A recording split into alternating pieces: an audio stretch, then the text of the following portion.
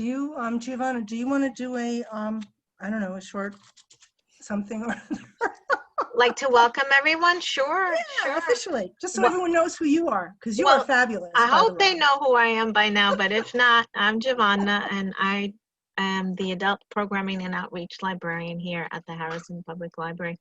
And it's always a pleasure to schedule these wonderful programs that reach so many people, not only in Harrison, but across the county, across the U.S., really. And Marie has presented with us, I'd say at least 4 times, maybe more.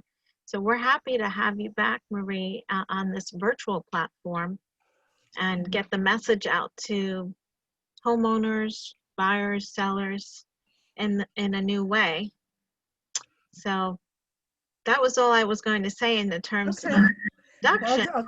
Our program things here while we're doing. so do check our website, and I can also give you some highlights at the end of the program if there's time. Okay. Definitely. So I will hand it over to you, Marie Graham, who's with, I guess, owner and head of the Refreshed Home. And Orange Boom. Oh, But I'll get to that in a second. okay. Just as of yesterday. Oh, so it's nice. still new for both of us. So first, I want to welcome everyone and thank you for taking the time to be here today. And I especially want to thank Giovanna because this is, I'm coming up with the same number. It's either my 4th, at least my 4th, if not my 5th time presenting. But this is a new platform.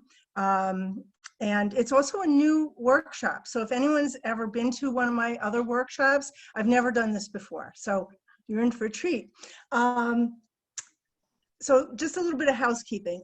Everybody's going to be during the presentation because I'm not quite sure how many people are going to be in. And also too with bandwidth and unstable internets and whatnot, it can be very jangly if a lot of people are talking. So what I'm going to do is make a real effort to speak slowly. If you have a question, please write it in the chat box. Giovanna is going to go through the questions, and if any come up that are like of the moment, you know, what we're talking about at that point, she will ask it. If there are questions that are, if it's a question that might be more general or might be better held to another time, then, you know, we'll do that as well. The presentation itself, I'm thinking, is going to be about maybe 40 minutes, 45 minutes tops. And then, so there'll be time for questions and all sorts of things after that. Okay, so, and also too, one of the things that I always do with my workshops, that if anybody has any ongoing questions or anything they want to discuss, certainly feel free to reach out to me. I'm not going to call you or bother you. I don't know who any of you are except for Gloria. But anyone can sort of jump in and certainly feel free to get back to me and discuss anything that you, you know, might have that might not have fit in here. So, all right, so bear with me and let me, I'm sorry, I'm on 2 computers now. All right, so the first thing I guess I want to tell you is that photo stylist. That wasn't when I never woke up one day and said, let me do this. What I do and what I call myself now is actually just a result of doing things that people asked me to do and finding out I was able to be good at it and able to make them happy and get them the results that they wanted. I've found, let me just, I'm sorry. Let me click here. There we go. So this is a little bit about me. Not that this is about me, but just to know where I came from. I've been in this business many years, working with people in their space and their stuff. I started on a dare many years ago. I did design work for Ethan Allen and Stickley. I also did store management for each of those companies. I launched this business in 2007 as a design consultancy, meaning independent. I don't sell anything. I'm there to guide and advise, advocate, all that sort of thing.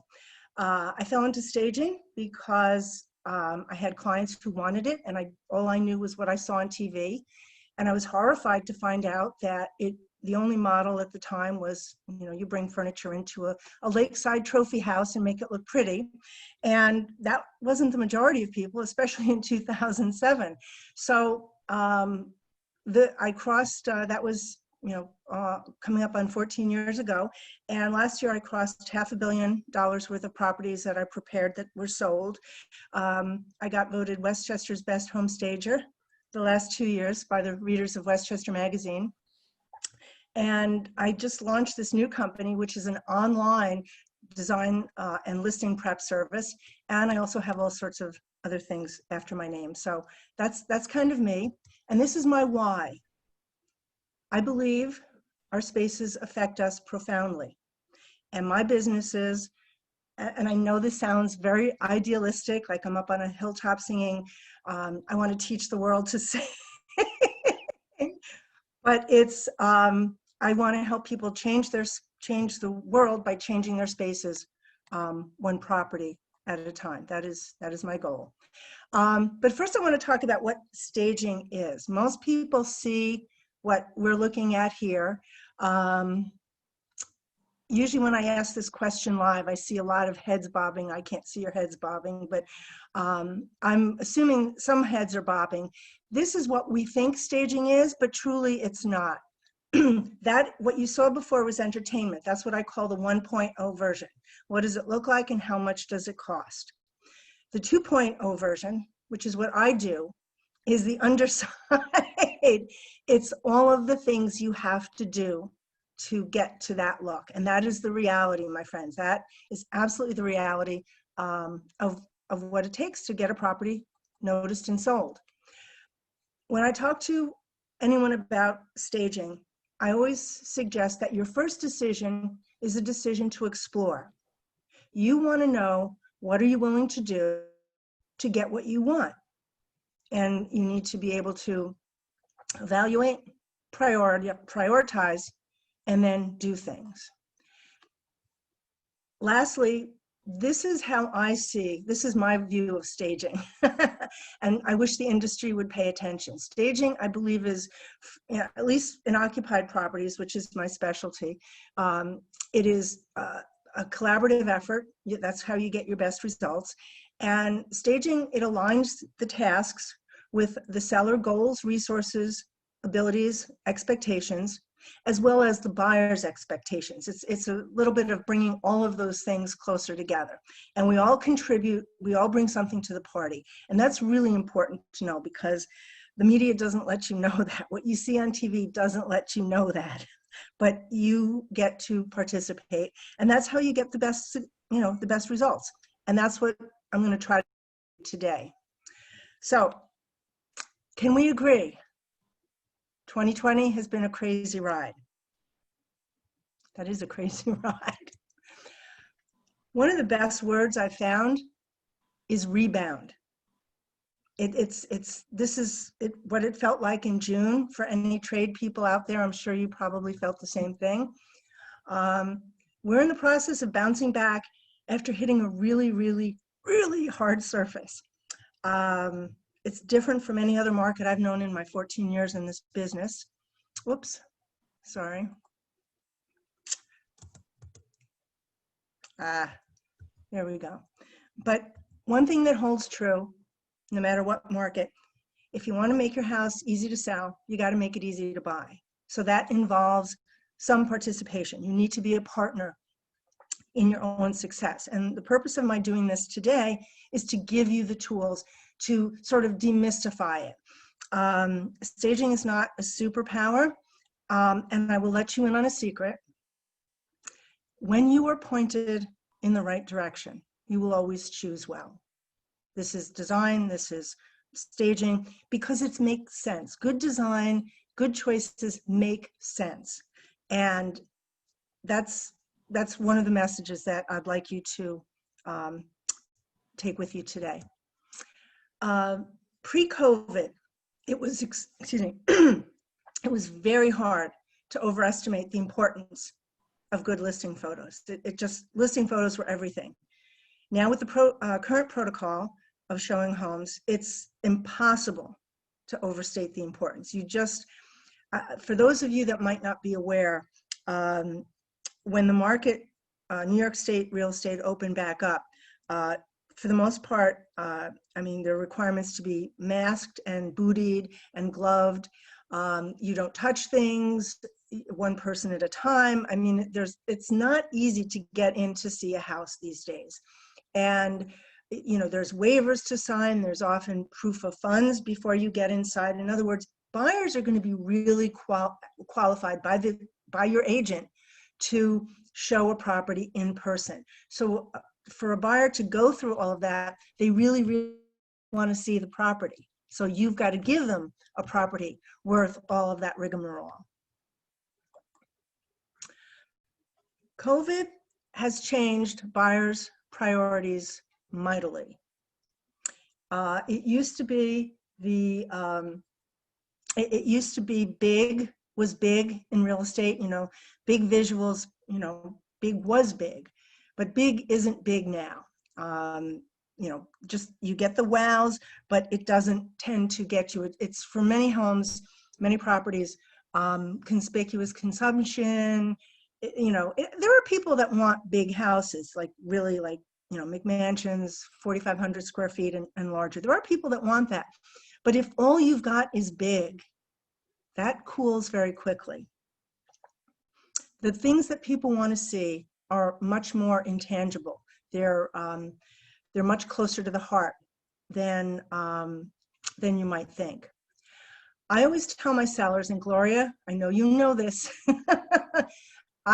what guides me when I help people, there are 3 numbers that should guide every single thing that you do, every moment that you spend thinking about it, angsting about it, doing something, every cent you spend. 3 numbers. The first number is 5 seconds. And why is that? Because this is how we look at homes these days. Buyers who are scared to death, they're afraid they're going to miss the right house, choose the wrong house or overpay. They've got these home finder apps and everybody is on their phone all the time. That picture on the far left with a gondolier took that in Venice. Look at they're in Venice, for goodness sake, and everybody's on their phone. No one's looking around. The top center is a photo from Japan where they literally have street signs warning drivers. You can see those 2 figures, that these are people walking with cell phones. So everyone's on their phone everywhere. It's not just an age thing anymore. It's not just this one generation. Everybody's on their phone. And that's how they're going to look at your listing. That 5 seconds, when your phone, when your listing goes live, and if it fits their filters, their phone will ping and they will pick it up and they will look at it and they'll go 1, 2, 3, 4, and maybe 5. You have that much time to engage people. They're going to bond with your house in that amount of seconds. So you have to have the best listing photos possible. And that means, it doesn't mean pedigree. It doesn't mean that there's a certain name or a certain you know, designer that's associated with it. It means that the quality of the photography is good, which is what the agents take care of. And it means that the composition is good, which is what I do, and I'm going to help you with today. The second number is 1 minute. And why is that? Like first dates or job interviews. When a buyer shows up at your house, first impressions are absolutely everything. And you also know, they will know in the first minute if this house is going to be on their short list or not. I always like to say, I'm married now actually 26 years, and I still remember bad first dates. One wasn't my husband, but these things stay with you. So especially when you have, when you're putting your house on the market, it's really key that the expected rooms, the main expected rooms, which are typically a living room, a dining room, kitchen, family room, and master suite if there is one. These are the things that are going to be the main rooms, and they have to be top of their game. That doesn't mean you can let the others slide, but maybe you've got young kids in the house and you've always used your dining room as a playroom, because who needs a dining room when you've got, toddlers? Well, you got to show it as a dining room, especially if you want to have top dollar, because that is what people are going to see, and they're looking for a dining room. If your house has one, they're looking for it. Okay, the third number is 30 days. And this is actually more of you and your realtor. To be very clear, I'm not a realtor, and I'm not a photographer, and I never speak about a price as any specific number. First of all, I don't have access to the data, but it's not my skill set. It's not what I do. But as just a point of information, as a point of process, no matter what the price point is, when your listing goes live, that first 30 days, even that first 2 weeks, is your gift. That is when everything good happens. All right. Everybody wants to see your listing first. After 30 days, the only way to stay relevant, my friends, is a price decrease. Now, this is a screenshot from a listing that I worked on about 2 years ago. And this is not the whole thing. There is more to this. But here is that buyers are 2 clicks away from finding out how long your house has been on the market and what the price history was. So I'm a buyer. I'm looking at this house, let's say, and I'm seeing how long it's been on the market, that the price keeps going down. So what am I going to think? What's the hurry? That what ultimately happened with this house. This was a really amazing house, but it got to 1.1 and absolutely no traffic, absolutely no offers. It was outdated. It was very underwhelming. The photos did not read with presence. Everything was in light colors and pastel and golden oak, and it was very early 90s. Beautiful house on the lake, as you can see from that one picture. But what the owner did, and I haven't been involved in projects to this degree since then. This was kind of an outlier, but the owner put $100,000 in the house and listed it at 1.3 and immediately got that listing price. Sold it immediately at 1.3. So he put 100 in, he got that and 100 back, but what he'll never get back, sadly, is the time that it took to go through this journey. And that is my message to you. Whenever you're talking with your agent, it's best to work with your price point being, to the best of your ability, spot on. Don't price it high, think you're going to negotiate, because that just doesn't work. It's going to come back and bite you. So it's 5 seconds, 1 minute, and after 30 days, this is going to look like your listing. And houses are not like wine and cheese. They do not get better with age.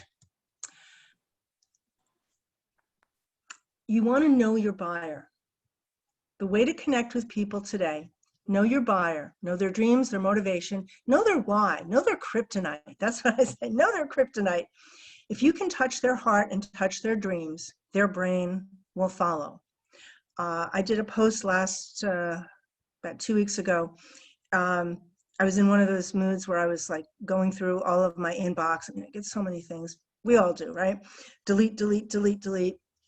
And then I was ruthless, absolutely ruthless. And then I come to an email that the topic was, the subject line was, "Is Mona a secret genius?" That was my kryptonite, because Mona is my dog. Mona is a rescue dog. We've had about 4.5 years. And she started out with a very bad story, and we were very fortunate, and she's a love. But she's my kryptonite. So I'm like, I don't want to read this, but of course I do. And I did, but I was very disciplined. I'm only going to read like the part where she's a genius. And of course I read the whole thing, and it annoyed me a little, but actually I was pretty happy, because I'm like, oh yeah, I got to do this, I got to do that. And, of course they wedged in that time for, to get the nail clipping or shampoo, whatever it was, one of their services in there. So I'm thinking, yeah, maybe it is time. But the point is that they got my attention because they touched my heart, something that was near and dear to me, something that I cared about. It's not enough to drill down, who's your buyer? Young family with kids. No. Why are they coming to your town? What is it about your house, your neighborhood? Is it the schools? Is it the football team? All sorts of things. But that is the key. That is the secret. And that's what we're going to talk about now. How to touch these intangibles and make them real for your buyer. I've put together 8 characteristics that I've been seeing and hearing. I've been, that people are reacting to strongly, my buyers. So what buyers want to see and how you want to make it happen. Giovanna, are you there? Okay. So 8 things that buyers. I'm here. Oh, I was just wondering, before we start in this, did anybody have any questions that were part of that would be best answered now? There's nothing in the chat box. I asked people if they wanted to type in a question to use the chat box, but at this moment, there's nothing. Okay, cool. No worries. I just didn't want to keep talking because I can't see your faces. Okay, so the number one thing to reach out and grab somebody's attention are the walls. Never underestimate the powers of walls. Walls are the biggest surface area in any room. When you use color on the wall and decor appropriately, you not only warm and define the space, you make it stand out on a 3-inch phone screen, which is how the vast majority of your people are going to be looking at your photos. When you have color on the wall, it brings the eye past the stuff that's glomped up in the middle of the room, like the furniture. So you see the space. The science of this, if you really want to put this under the electron microscope, the science is the eye can't not see color or light. I'll say it again. We can't not see color and light. And that's a double negative on purpose because we forget that. And we're like, oh, furniture, but that's like in the middle of the room. You're selling the space. You're not selling the furniture. And this house that you see below, this is a very subtle change. I really had to kind of arm wrestle. But basically, they were white walls. Everything was white on white on white, and the furniture were boxes growing out of the walls. So what we did is we did a very light, neutral color. I believe it was Elmira white, a Benjamin Moore color. You see the trim, you see the furniture. It still is gentle, but it has a little bit more of an ethereal look to it. But you see the space. You're not just stuck on the furniture. It also balances. Now this is a fairly light color, but if you have any color on the wall, it balances the visual weight of the furniture. So it doesn't, again, look like a brown leather sofa. It doesn't look like a box growing out of the room. It makes big furniture recede, which is very counterintuitive, but trust me on this. It makes big furniture smaller when you have a color on the wall. And it makes you see the millwork, the detail. I think I said that before. So walls, far and away, are the biggest surface area and have the ability to make the biggest change. There we go. Warm neutrals. I'm a fan of the Benjamin Moore historic colors, as well as the emerald line with Sherwin-Williams. And I was never a fan of Bear, ever. But one of my flippers we basically chose the marquee line, and I've become a convert. So these 3 lines of colors have good nuance. They photograph with presence, but they are soft, they're gentle, there's depth to them. So those are really great colors, just pools to choose from. You also want to remember that a ceiling is your 5th wall. And especially if you've got a smaller and unusual space, if you paint the ceiling a color, and I'm not advocating for this, I love purple, so I thought it was a cool picture. But if you are up for doing something a little different and you want to make a bit of a statement for not a lot of money, a painted ceiling or detail on the ceiling in some way, shape, or form is a great idea. I've used Rust-Oleum, of all people, makes a fabulous paint. It's called a hammered metal paint, hammered metal finish. It's about half the price of the Benjamin Moore product, and it's a very simple application. It's not complicated at all. It's like $14 for a quart of the paint, and literally when you open it up, it has like an oily thing on top with like black running through it. It comes in silver, black, bronze, and copper. And all you do is stir it and paint. And as the paint dries, it develops this visible texture. And it reflects light very softly. And it's just a neat statement on some small spaces. It's great in a powder room. It's very romantic, even in a bedroom. So, that's a very inexpensive way to make your listing stand out. Art on the walls is very key, but keep it generic. Appropriate to the house style, the room purpose, your hoped for price point. We don't need high school pictures of the kids from, a couple of decades ago. We want something that's fresh and bright, something that will resonate. Again, it's not the pedigree, but think about how it's going to look on a 3-inch phone screen. You can also, as a last point on the walls, if you use solid color stationary drapery panels to frame the window, you're calling attention because windows are part of the wall. Eye makeup or belts. If you have really great eyes, you have a lot of eye makeup. If you have a 22-inch waist, you have a lot of belts. I have a lot of eye makeup. And when you install these panels, you can lay them so that they're mostly on the wall and not covering the window. But again, it's punctuation. That is what you want the walls to achieve. You want to achieve drama, scale, interest, and punctuation, because that's what makes people pay attention. The next thing, dated decor. Now, this is not a judgment. I am very much a believer of when you are designing your space, when you are living in your space, and you just want to be surrounded by things you love. I absolutely am 110% on that. However, when you're ready to sell, what happens is people glean so much from your listing. And in many cases, what you have is a story of who you are and why you're selling.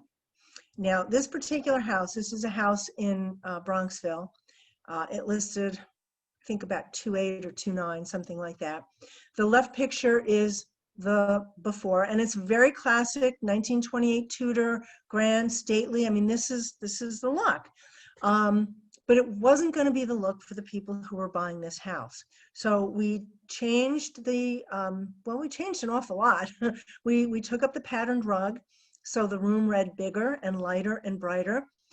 We took out the typical furniture, the window treatments, we cut back on some of the art. So it just reads as a simpler style. It's not so much of a timestamp. I mean, to be very clear, a brass and glass or a glass, pedestal contemporary table and black leather chairs would not do in this house, to be very clear. I'm not suggesting that. But it's all in the application. When you look at the style of the house, here in Westchester County, half of the houses were built before 1960. And that's a lot of different styles. So whatever you're doing, the inside should always match the outside, because if it doesn't, people are going to be in for a surprise, and it's generally not of the good kind. So you want to keep a pinky toe in the style that's appropriate, but make it the freshest and the brightest it can be. And the other side is that if you have dated decor, what unconsciously happens is buyers wonder, how long has it been since they've done anything else in the house? And that's not a good thing, because they're making, you want your house to make the first cut. And when you have a house that, is steeped in the prior decade or two, that's a natural question that buyers are going to wonder. So for those of you, you may want to take a screenshot of this. And I forgot to say this before. I'm fine with anybody taking screenshots of this. This is all my original content. Feel free to share it if there are any trade people out there, but I would ask that you share it with attribution. But you may want to take the list of this screenshot on your computer. Solids read better than patterns. Contrast colors read better than mixes of patterns. And again, it all comes down to it being on a 3-inch phone screen, because it just condenses it mightily. Paint is better than wallpaper. Wood tile, or LVT, which stands for luxury vinyl tile, which is actually a fabulous product. I can talk about that later if anyone has any questions. Much better than wall to wall. Wall to wall, carpet holds the debris of life. And so many people, even before COVID started, had respiratory issues, allergies, asthma. It's epidemic in young children. So wall to wall is not a good thing. Simple lines over fussy. Use bright and solid color accents, crystal and glass. I know what you paid for that orifice bowl. It doesn't photograph.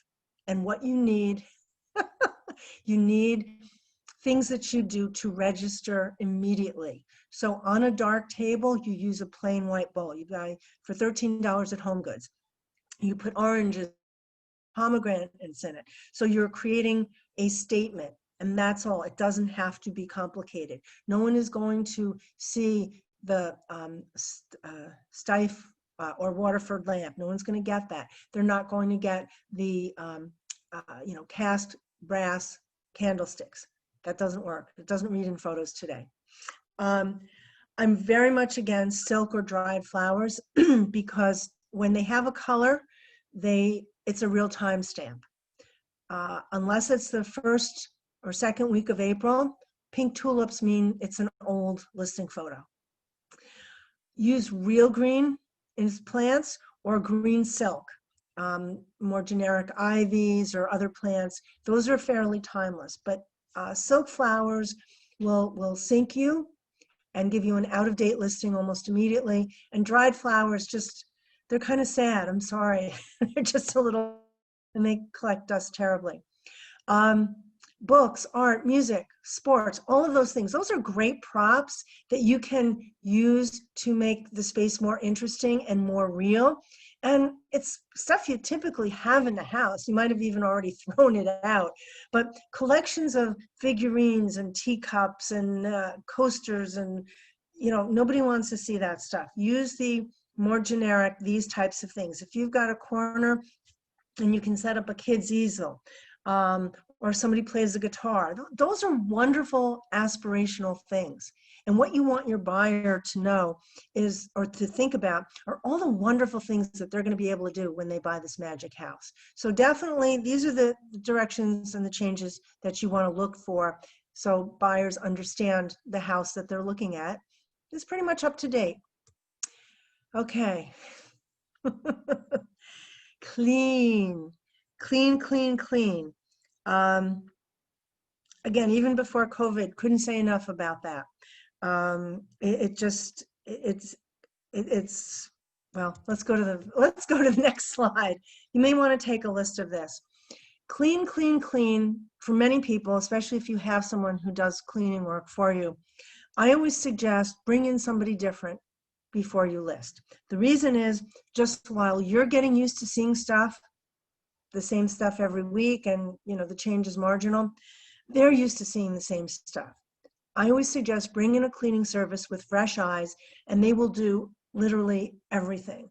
It is the best money you can spend before you go live, because chances are you're going to be, a little stressed, a little busy, but it also is going to get you the best results. Having windows cleaned is one of the best things that you can do. Absolutely, inside and out. And again, there's no judgment here. Stuff, dirt, if you will, dirt, odors, all that sort of stuff, that comes from life. That's organic stuff. That comes from living. So it's not a judgment. But for example, we live in the Northeast here, and twice a year, stuff comes off the trees, little tree dust. Rain glues it to the windows, and then it just cakes and cakes and cakes. So having the windows clean. When you're live, do a daily, if you're in the woods, weekly if not, do spiderweb patrol, get a broom out. Arrange to have any of the outside surfaces power washed, especially if you're in a wooded area, or if your space has a northern exposure, because these northern exposure doesn't typically get a lot of sunlight. So things tend to grow on the, especially on steps too, it can be very dangerous. If you have slate or stone steps and there's a layer of slime on it and maybe it just is misting outside, it can be very, very slippery. So please make sure everything is clear of any of those surfaces. The garden's weeded and edged. Yellow flowers, best punctuation, because scientifically yellow is the highest contrast color there is. So anything that you can do yellow, this time of year, mums are okay. Marigolds are maybe better. They seem to be, by and large, at least in the florist shops I'm looking at, they seem to be more open. Maintain your pool, maintain all of the surfaces, the patios, the deck, the whole 9 yards. And then again, below here, you have the list of things to do in the interior. You absolutely want the kitchen and bathrooms sterilized. That means grout cleaning or regrouting if the grouting's not so good. Everything to look its best. No smoking in the house. If you smoke, please, first of all, don't, because it's not good for you. But if you have to smoke, go outside. Do not smoke in the house. If you have pet odors, if you are enthusiastic in the kitchen, sports odors, any of those sort of things, you tend to not notice it at first. There's a wonderful product that I thought I had one here, but I don't. It's Bed Bath & Beyond sells it.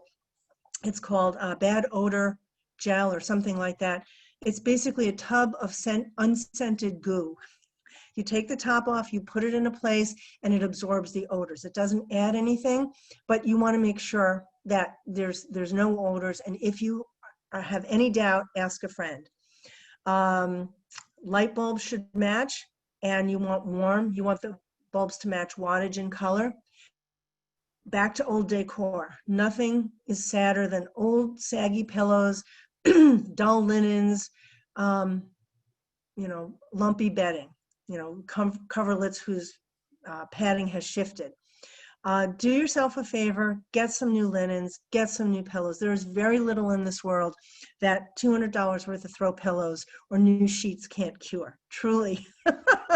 And to talk about the money part of things for just a moment, many people don't realize this, but if you're in the course of getting your home ready for sale, in many cases, things that you spend money on, painting, bringing something up to date, cleaning the gutters, whatever the case is, the stager, the pillows. Many times the IRS tends to look at these things as cost of doing business, meaning depending on your tax circumstances, if you have taxable proceeds, they could potentially deductions to lessen your tax liability. Now, we're talking pillows and sheets, so this is not a huge expenditure, but you should, if you're buying things, always buy what you like. But if there's more work that needs to be done in your house, if you're looking at some of these other things we're talking about, they can add up. Talk to your accountant. That might give you a lot of peace of mind because they can advise you of your situation and let you know what might be deductible and so on and so forth. If you put a pool in 5 years ago to sell this year, no, that doesn't work. But all the other stuff we mentioned, I would definitely look into it. Remove the dust collecting decor, carpet, we talked about that before. Clean, clean, clean. This is what people are needing to see through their phone screens. Light. Light is a wonderful thing. Light makes you happy. Especially now we're conscious of how the light is changing and being reduced. So this points to down window treatments that cover the window, cleaning the windows. If you have an older home and you've got windows with bad seals where you see sort of like a fogginess to them, it's ideal to replace that because buyers are going to have, oh, what's this when they show up. But if for whatever reason that's not possible, do the next best thing, and that would be to get an estimate, get a written estimate on letterhead, dated, so that when your agent is showing your house and the buyer says, oh, well, that's going to cost $5,000 to do, the agent can pull out an estimate and say, no, there's someone in town here who can do it for, $2,600. So let the light come in and choose colors accordingly. Back to the exposure. If you've got again, a northern exposure, this is not the room to go deep and cozy colors with. No, because it's just going to, not good. Okay. So niche spaces. This is like my favorite category because this costs nothing to very little to do. You can do it yourself, and the difference is huge. This is how you're going to stand out in the MLS. In our MLS, you do have 36 opportunities to show your house. Now, not every agent uses all 36 photos, and not every house has 36 things that are interesting to look at. But my challenge to you is to seek out and celebrate and make interesting spaces. And you can do it very easily. This one on the far left, this was a tiny attic, a house in White Plains. They had everything. We just put the stuff together and we showed it as a reading area. Upper, it's a sauna. Fake eucalyptus from the craft store, some towels and a water bottle. You're just painting the picture a little bit more. Below that, a mudroom that transformed mightily, but 4 boys in a town where lacrosse was king. This is a great picture, and this is all stuff they had. Maybe they had to go out and buy the baskets. If you have a garden or the space to have a raised bed, even if you just turn over the dirt. This is somebody's dream, to be able to grow their own tomatoes. If you have a buyer who's coming from a very crowded and cramped smaller space, which in many cases we're seeing are the buyers, this is something that resonates with them deeply, that they can grow some of their own food. It doesn't have to be fancy, but you need to paint the picture to make the listing stand out. Upper right, bookcases we've all become aware of in this time.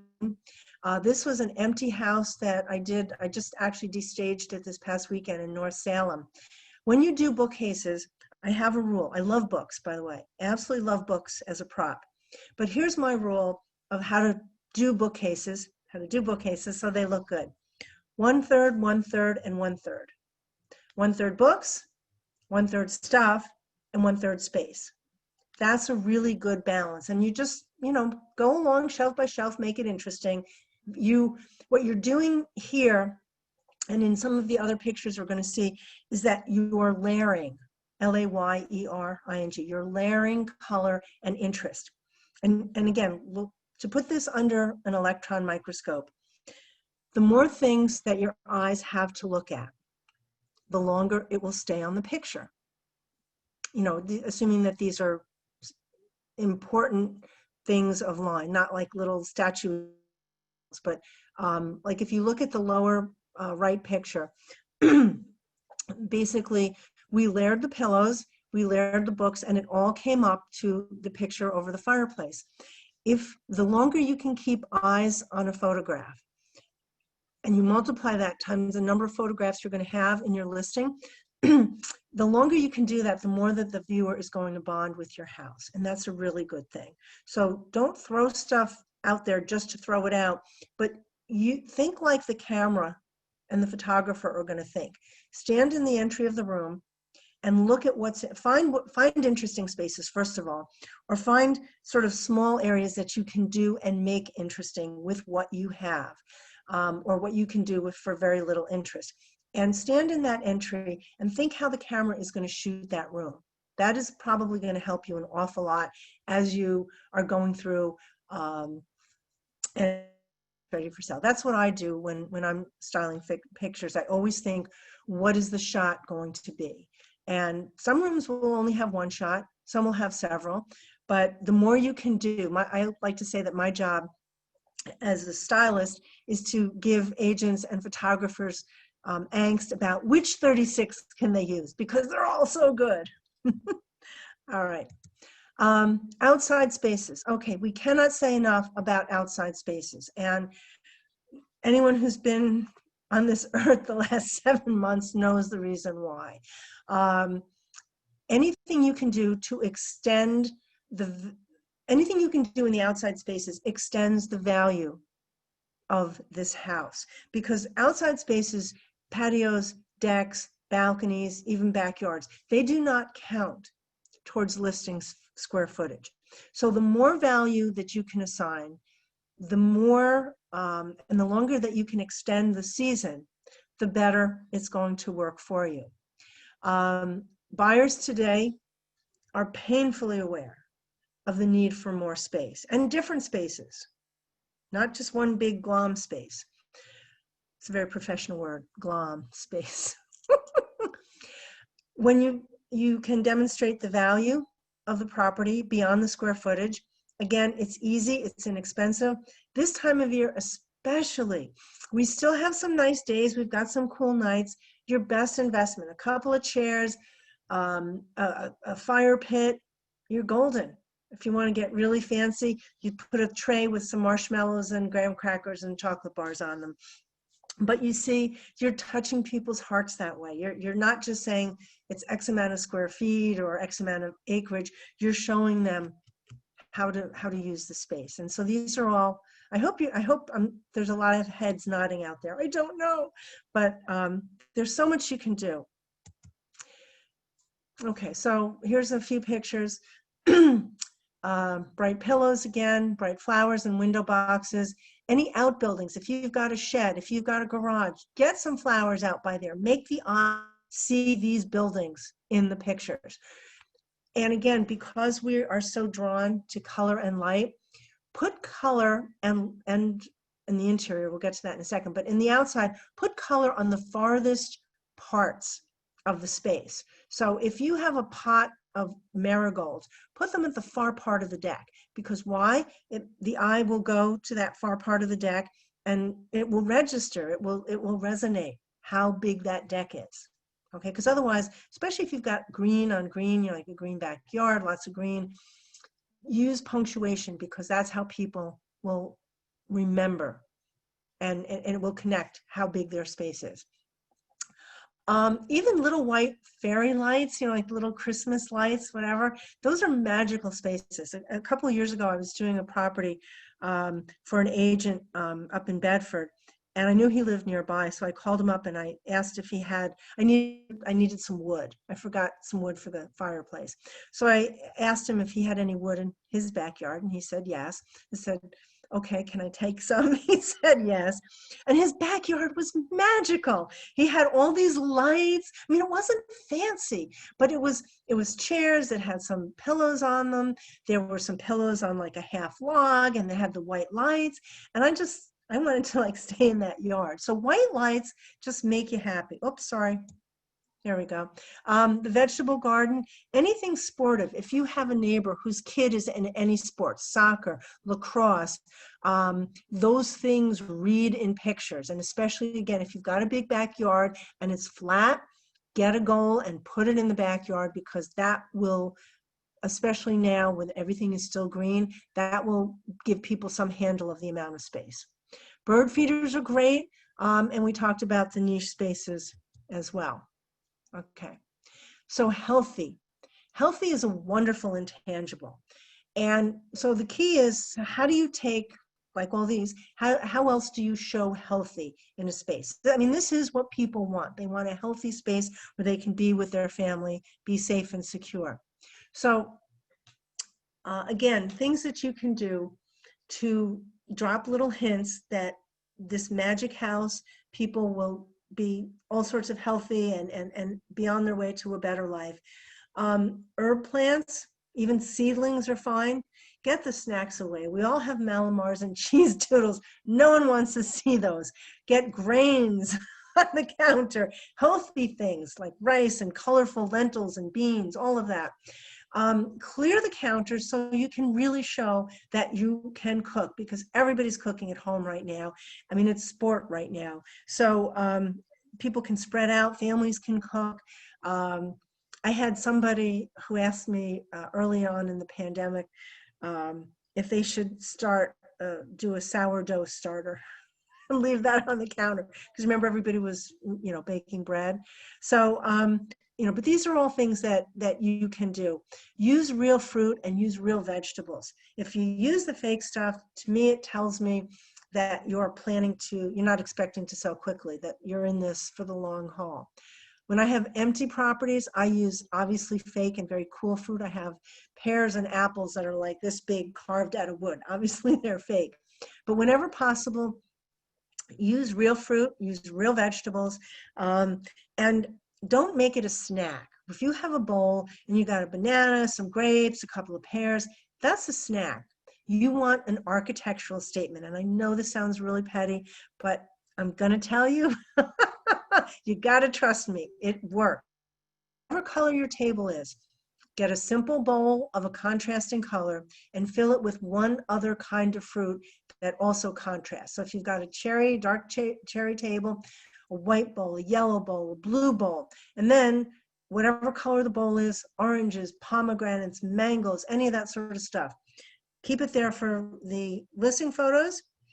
Keep it there for the first week or so, and then make pie or juice or salad, whatever the case is. You don't have to worry about, replacing it, but it just makes such a good difference. Niche spaces, again, healthy. These are sort of overlapping.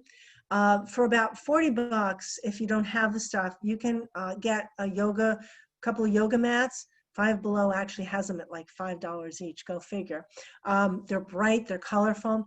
A balance ball, hand weights, any of those things, a basket, roll up a couple towels, call it a workout space. And this is, people are craving these separate spaces these days. So show those purposes. Sports equipment, again, green plants for the carbon dioxide exchange. If you can do real, that's great. If you have to do fake, that's okay too. Just, if you can, stay away from the ficus. Ficus are kind of old and done and like they've been around since the 80s. Go with architecturally strong plants. If you have a choice, don't do cactus, because cactus is bad feng shui, bad energy there.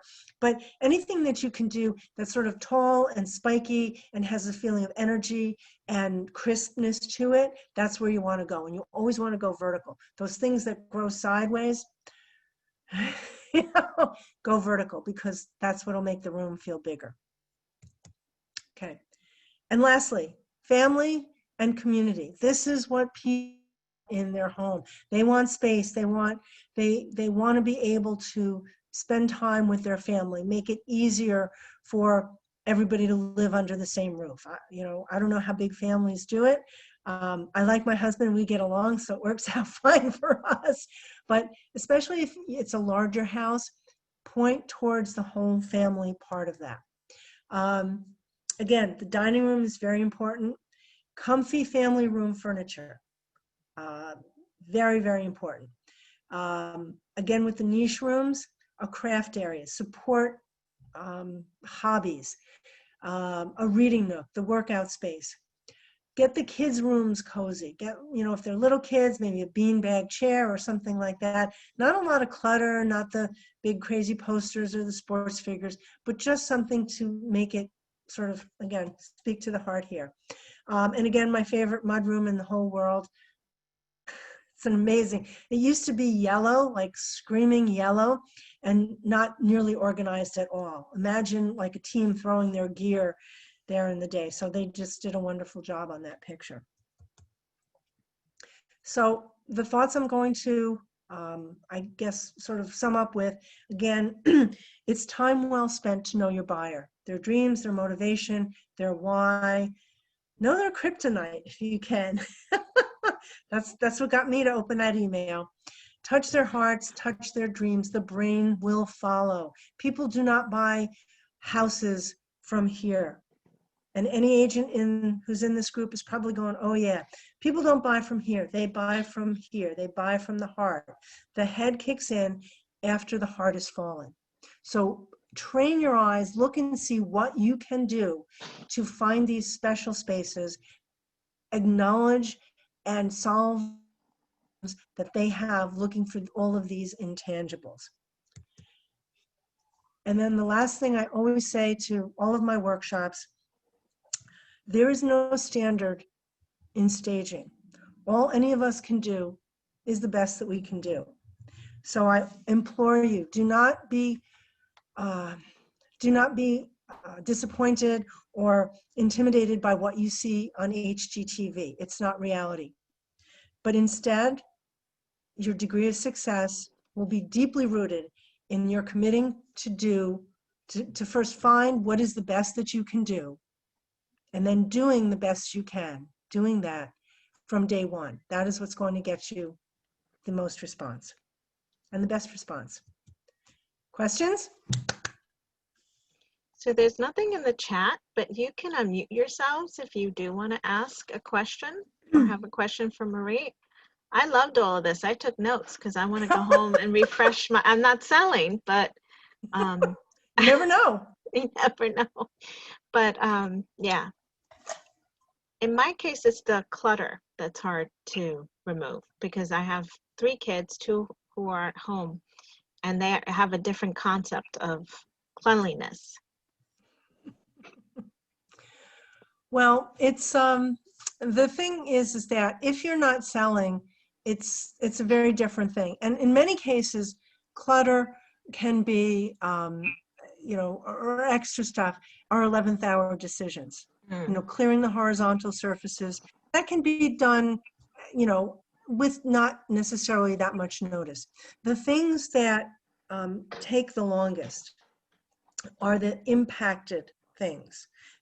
Boxes you haven't looked at this century. The baby, you know, all of that sort of stuff. If you've lived in your house for any amount of time, you've accumulated stuff and it becomes sort of like an archaeological dig. And what I've been saying a lot actually lately, because one of the questions that does come up is, well, when should I list?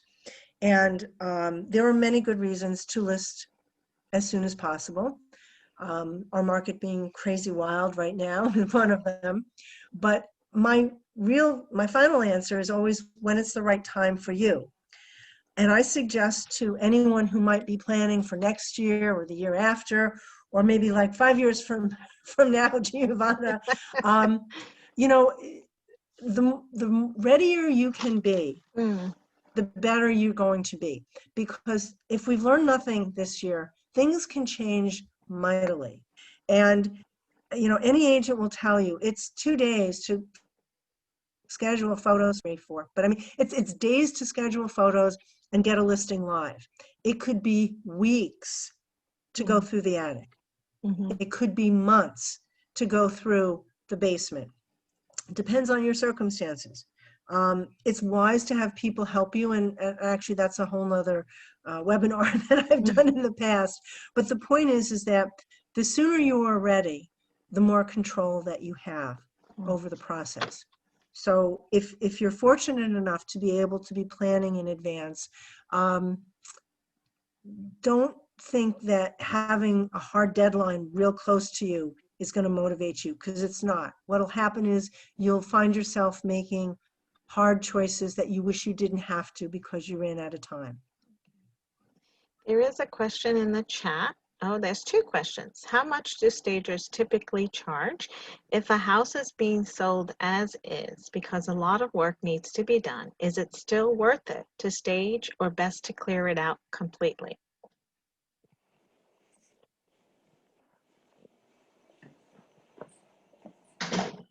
Marie, did you hear the question?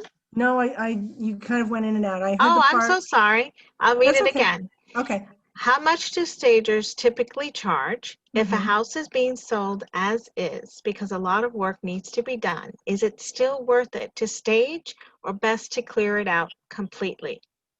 Okay. Let me work backwards. There's 2 elements that need to support each other to get a house sold quickly and in the best way possible: price and condition. And when I work in 2 stages, I can't speak for the industry yet, but I work in 2 stages. Everything I do starts with a consult, and consults make assessments and help people make judgments, not just what could it look like, what should it look like, or why, but how much cost, what's the return, who's going to do what, you know, how is it going to happen. That's typically what we do. And then I will come back and, you know, if people want me to, that's their choice, and help them implement. If a house, and I always say that when I do a consult, there's one of 3 things that happen. And my goal, because not to talk about my business, but I don't sell anything. I don't. I'm not affiliated with painters or contractors. My husband's not a plumber, none of that. I'm there as your advocate.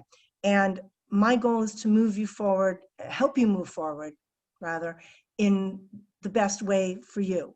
And I have 3 results that come out of my consults. One is people listen, they get it, they do what they need to do, everybody lives happily ever after. Obviously, that's ideal. The second is they listen, they get it, they're not sure. It kind of, but they're not ready, and that's okay too, because I've brought them to that place where they have information and they can continue to think about it. That's absolutely fine. And the third part is what the second question was, is they listen, they get it, and they go, oh man, I'm not doing that. I'm not doing that. So, and they talk to their agent and, you know, adjust their expectations on price.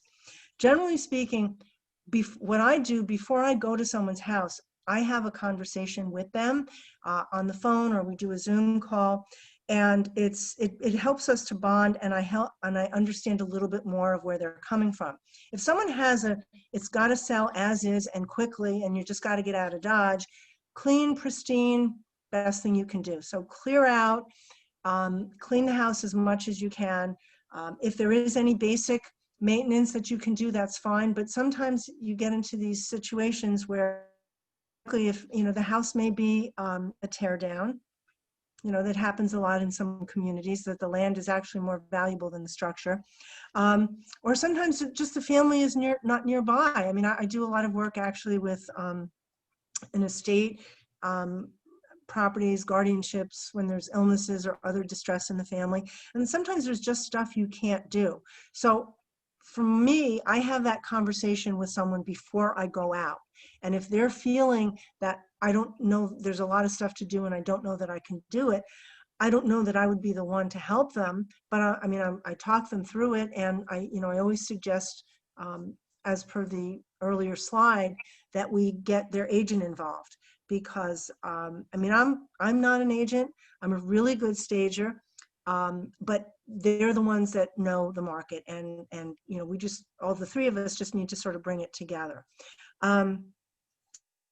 That was a very long answer, but a lot of people have houses that they're going to be hard pressed to do or update, and there's no shame in that. You just have to price it accordingly.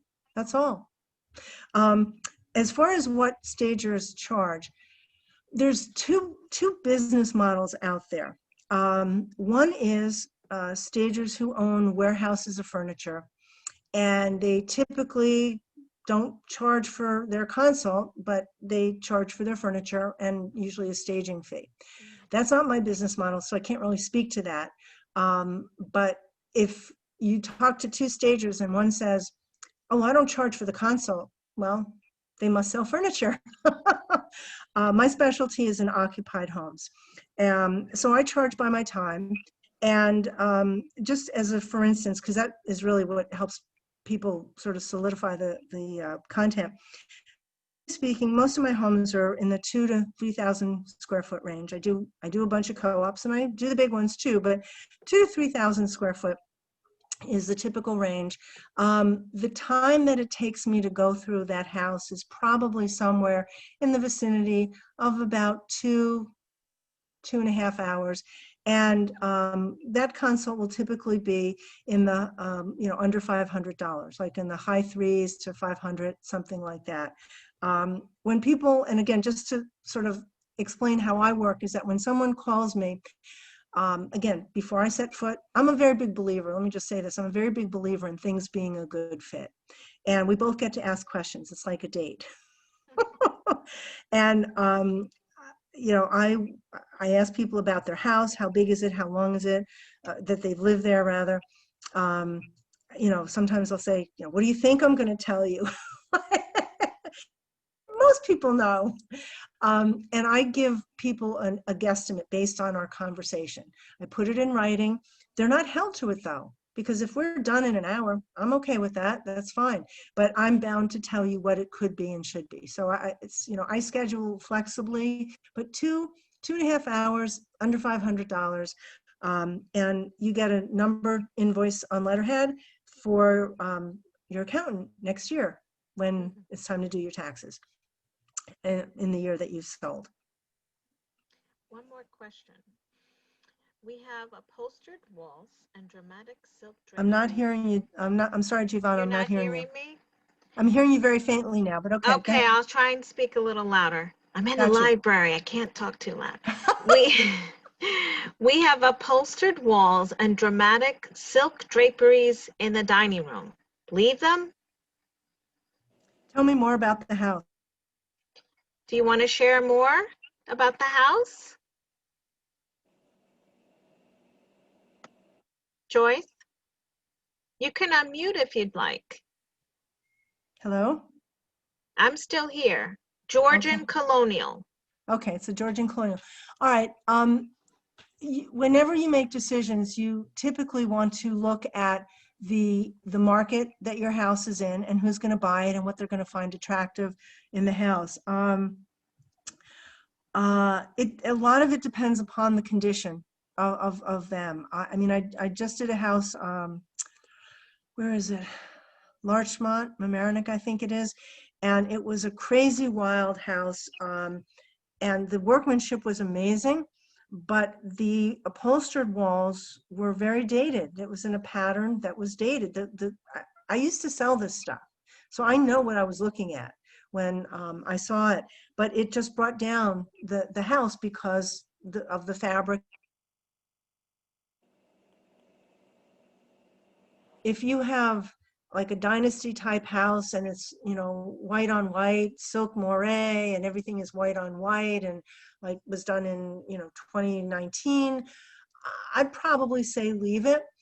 But I would invite that person to contact me, because there's not an easy answer. Without seeing it, it's hard to say. Upholstered walls are a bit of a timestamp. And for people who are concerned health-wise, anything with fabric, as we talked about with busy drapery treatments, wall-to-wall carpet, old linens, pillows, that sort of thing, those are a bit of a red flag for people. So I would invite whose ever question that was to get in touch with me. We're talking about Brunswick and Fee and Greenwich location. I'd still want to talk to the realtor, but it sounds, and make it a sort of a three-way decision, but it sounds like it could probably be appropriate. Your agent is going to be your best guide. I mean, I work throughout the county and in Lower Fairfield. I always ask the agent on questions like that, like what sells in that town. I mean, I think, you know, I know a lot of towns pretty well, but it's always a follow-up question. Meeting your expectations. If you could get someone that loves your taste, and that's a really good feeling when you get someone who loves what you did, but your chances are good that you're going to get more people who are not.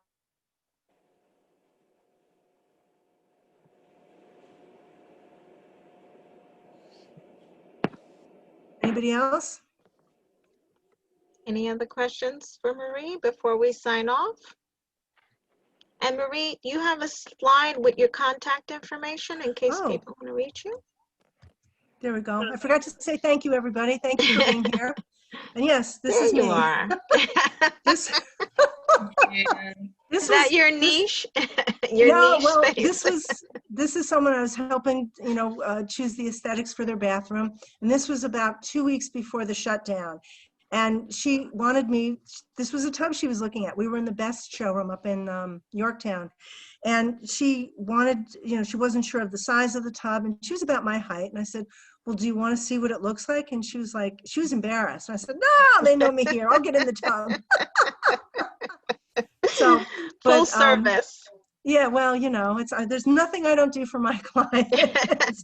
But anyone with questions, you know, if you've been to any library workshops before, you know it's not a selling opportunity. But more often than not, people do. I put this information here. I'm very easy to find.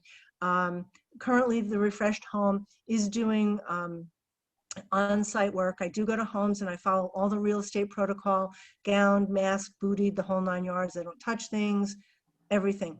Orange Boom is a company that's been in the in the works for several months, and it literally just launched like yesterday. I announced it, and it's basically one service that I've done for years, but it's in a different platform.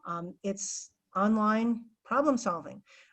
We've got an internet connection, we've got a fabulous program in Zoom, and we talk you through it all. So the website's up, you can take a look at it. If you are overscheduled or worry about the contact part of it, good choices, whether it's design or staging, involve somebody getting to know you better. It involves back and forth, and it's a great platform to be able to do that, where because when people say, well, how does it work and what does it cost, and they're really thinking, are you nice? Can I trust you? Do you know what you're talking about? There's all sorts of things that come up, so don't be afraid. Reach out, and whoever's house it was in Greenwich, if you want to send me photos, Giovanna will tell you, I don't call people and bother them.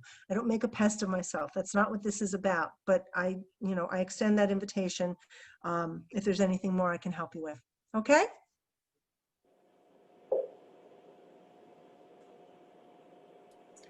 Thank you very much. That was great.